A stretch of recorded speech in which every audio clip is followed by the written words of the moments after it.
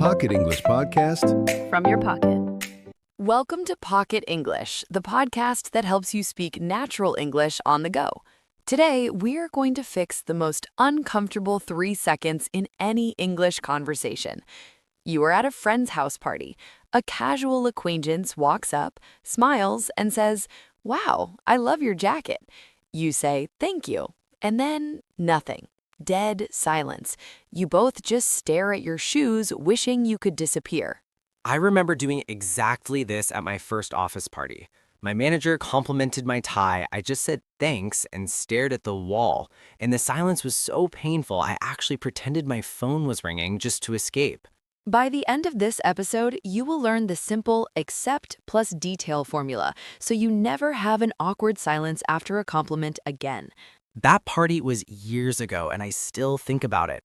It is funny how a compliment is supposed to make you feel good, but if you do not know how to respond, it just causes pure panic. Exactly. And the reason you panicked, and the reason so many language learners panic, is because of a hidden cultural rule. In many cultures, if someone compliments you, the polite thing to do is either deny it completely or just say a very humble thank you and look down. Right, you might say something like, "Oh no, this old thing, it's nothing." Or you just say thank you and let the conversation end. But why doesn't that work in English? Why is saying thank you a bad thing? Saying thank you is not a bad thing at all. You definitely should say it. The problem is when you say thank you and then stop talking. In English-speaking cultures, a compliment is rarely just about the clothes you are wearing. A compliment is actually an invitation. It's a friendly way to open a door and invite you to chat. Oh, I like that. It's like someone tossing a tennis ball to you. If someone throws you a ball, you're supposed to hit it back. But if you just say thank you and stop talking, it's like catching the tennis ball and putting it in your pocket. The game is over. That's the perfect way to describe it. You're killing the game. The other person threw you a compliment because they wanted to start a conversation. And by just saying thank you, you accidentally communicated, "I do not want to talk to you." That makes so much sense. So when I stared at the wall after my manager complimented my tie, I was basically telling him the conversation was over. No wonder it felt so awkward. So how do we hit the tennis ball back? What is the formula? It's a two-step process. We call it the accept plus detail formula. Step 1 is easy. You accept the compliment warmly. You do not deny it, and you do not argue with them. You just say, "Oh, thank you," or "Thanks, I really appreciate it." I really appreciate it. That's a great phrase. It sounds a little warmer than just a quick thanks. Exactly. It shows genuine gratitude. But then comes step 2, which is the secret weapon.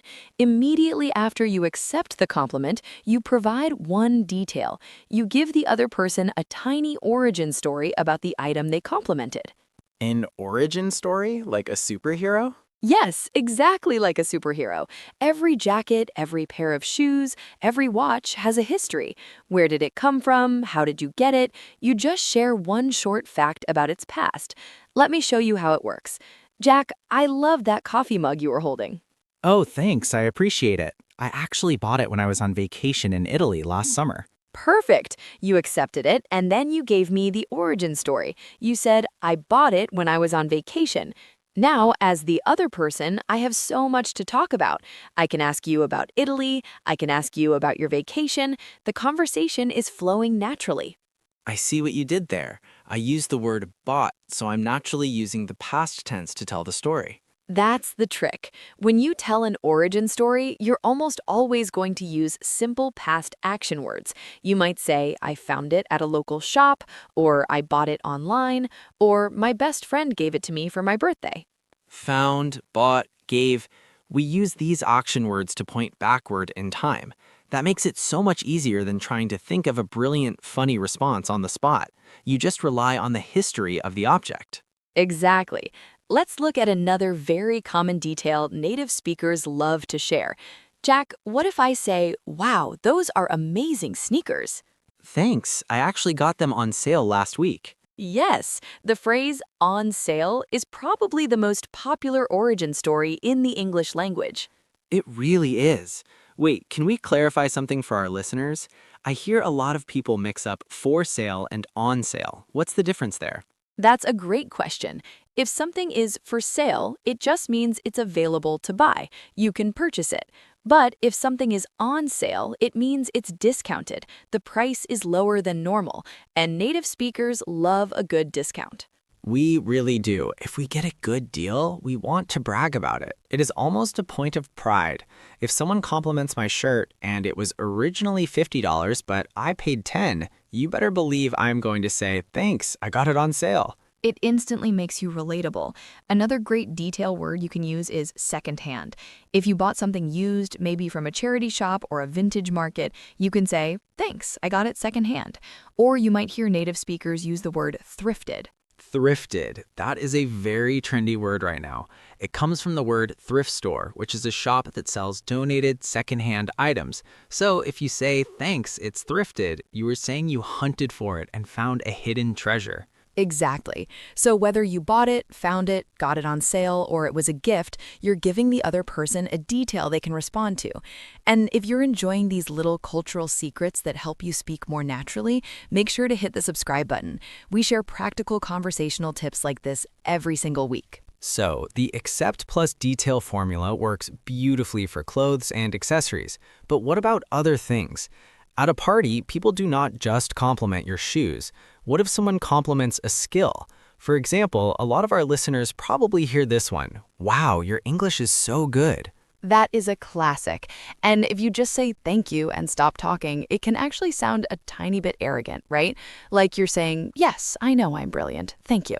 Right, you do not want to sound like that, but you also do not want to say, no, my English is terrible, because then you're arguing with a nice person.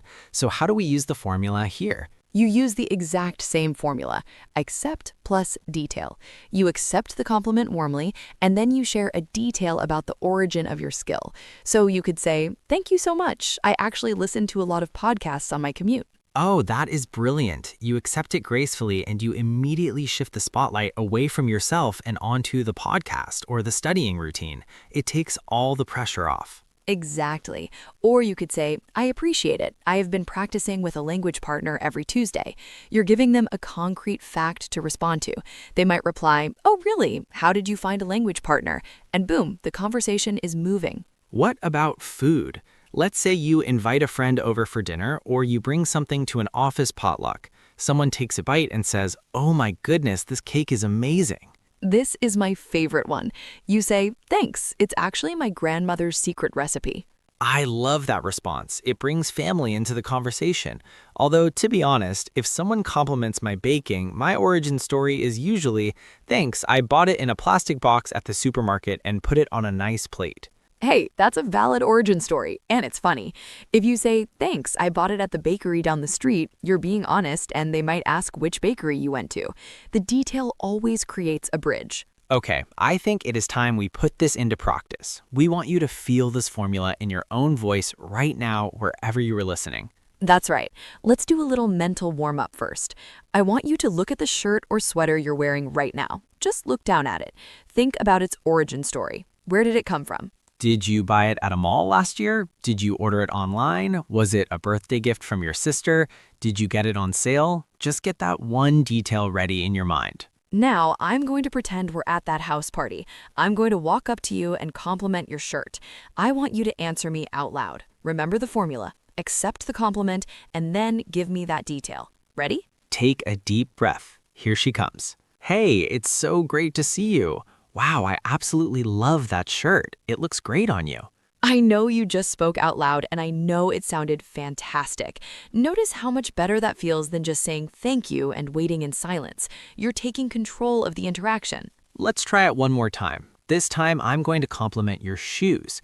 I want you to tell me that you bought them on sale. Remember, thanks, I got them on sale. Here we go. Oh my gosh, I just noticed your shoes. They are amazing. Brilliant. You just hit the tennis ball right back over the net. You're keeping the game alive. When you practice these small social scripts, you remove the panic. You don't have to translate thoughts perfectly in real time if you already have a reliable structure ready to go.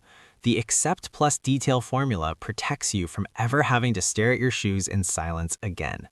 It really does. So here is your challenge for the week. Your goal is to listen for the origin story. The next time you compliment a native speaker or they compliment you, notice how they almost always add one little detail. Watch how it naturally moves the conversation forward, and then try doing it yourself. To get you started, let's practice in the comments. Pretend I just complimented your favorite shoes. Reply in the comments below using the accept plus detail formula. Tell us where you got them. I am excited to read about all the great sales and thrift store finds. If you found this episode helpful, please give it a like and share it with a friend who is also learning English. It helps us reach more learners just like you. Thank you so much for practicing with us today. And remember, every conversation is just a game of tennis. Keep hitting the ball back.